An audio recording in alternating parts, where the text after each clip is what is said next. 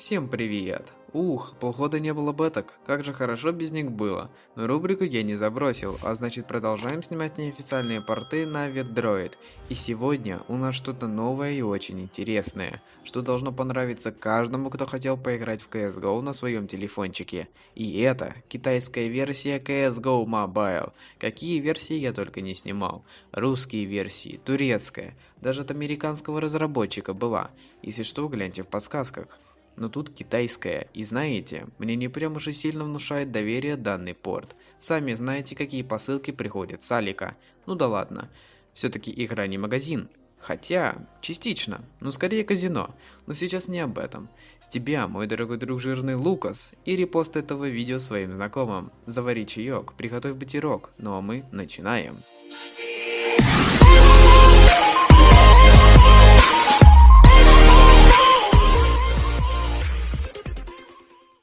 Зайдя в игру, мы видим плохо сделанное меню.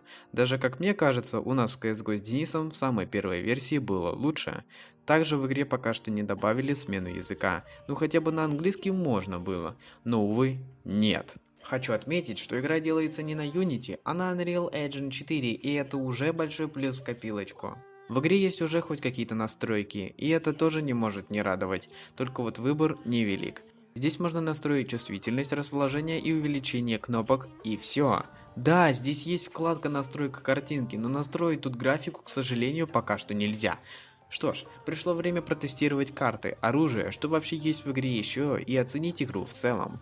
В игре есть всего лишь 4 карты, из которых, по-видимому, самая последняя карта DDoS 2x2 не работает и вообще не загружается. Сначала я хотел бы посмотреть на новый декэш, ведь карта получается уникальная, ибо ее никто в свой проект кроме этого не добавлял.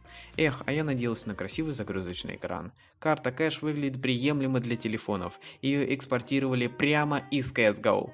Но не полностью. Например, бэкграунд карты вообще решили не добавлять. То же самое случилось и с небом, которое стало одним на все карты. Но есть и свои плюсы. Например, лестница работает и дверь на карте реально открывается. Такого я еще ни в каком порте CSGO не видел. Перейдем к интерфейсу. HUD здесь выполнен, на троечку с плюсом. Все, что мне реально понравилось в нем, так это как в COD Mobile можно менять оружие. Закупка для первой версии вполне неплохая. Я был удивлен, когда смог купить молик. Его опять же, кроме в нашей версии с Денисом, нигде нельзя было увидеть. Так что это сюрприз. Безусловно, но приятный. Оружие выполнено очень даже хорошо. Я бы даже сказал отлично. Жалко звук стрельбы, иногда то отстает, то и вовсе пропадает. Возможно, это из-за падения кадров. И еще особо незаметная анимация при движении с каким-либо оружием. Это тоже минус. И знаете, мне нравятся эти модели. Нет, ну серьезно, вы только посмотрите на них. Даже скины есть. Думаю, стоит ждать скоро рабочий инвентарь, если разработчик, конечно, не забросит проект. Перейдем к геймплейной части в мультиплеер на карту Day Mirage. Да, вы не ослышались, именно в мультиплеер, потому что ботов еще не завезли. Хочу дополнить, что они стали вторыми, кто вообще добавил онлайн режим в CSGO Mobile. Но этот же онлайн режим работает странно, ведь здесь попросту нету отдельной вкладки со всеми серверами или же пабликами. Как мне кажется, разработчик сделал по одному паблику на каждую карту.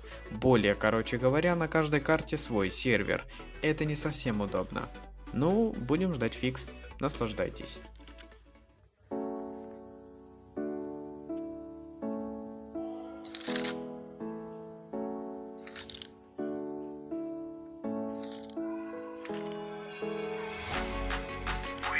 Fight.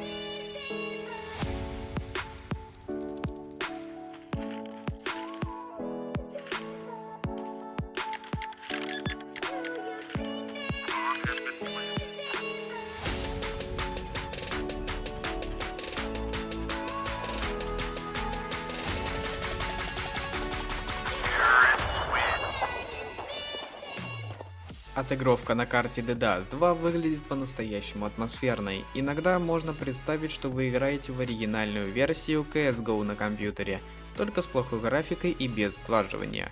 Я пробовал сравнивать, как выглядит оригинальная версия и китайский неофициальный порт, и когда ты снова смотришь на мобильную версию, то просто вырви глаз. Так что разработчику необходимо подтянуть графику, ну или восстановить настройки картинки, а также добавить настройку сглаживания, чтобы края и углы текстур не были пиксельными. Вот сколько уже смотрим и еще не успели коснуться даже персонажей из оригинальной CSGO. Смотрятся они точь-в-точь как в компьютерной версии. Но пока что из каждого одного по команде подразделения были экспортированы только всего две модели, а именно спецназ EDF и террорист Pirates. Тут еще получается небольшой такой прикол, что пираты в игре это афроамериканцы. Я абсолютно ничего против чернокожих людей ни в коем случае не имею, но в порте графика и так темная, а в итоге получается, что они вышли как пережаренный стейк. В целом игра хорошая. Да, есть много проблем, но посудите сами, это первая слитая самим разработчиком версия. Я думаю, его цель была выложить играбельное обновление, и у него это получилось. Рекомендую перейти и скачать этот порт по моей ссылке. Также, кому будет интересно, в описании я оставлю ссылочку на профиль самого разработчика данной игры. Видно, что человек, пусть даже и китаец, как говорится, какая разница кто какой национальности, но он очень старался, и я буду ждать от него новое обновление, чтобы отснять для вас новый обзор на китайскую версию CSGO Mobile. Ну что ж, я думаю, на этой прекрасной ноте мы и закончим. Все ссылки на меня, а это ВК, Инстаграм, Фейсбук и моя официальная группа канала ВКонтакте находится под этим видеороликом. Давайте наберем на этом видео 1000 лайков, и я сниму новое видео про CSGO Mobile. Добавляйтесь подписчики, всем желаю удачи и пока-пока-пока.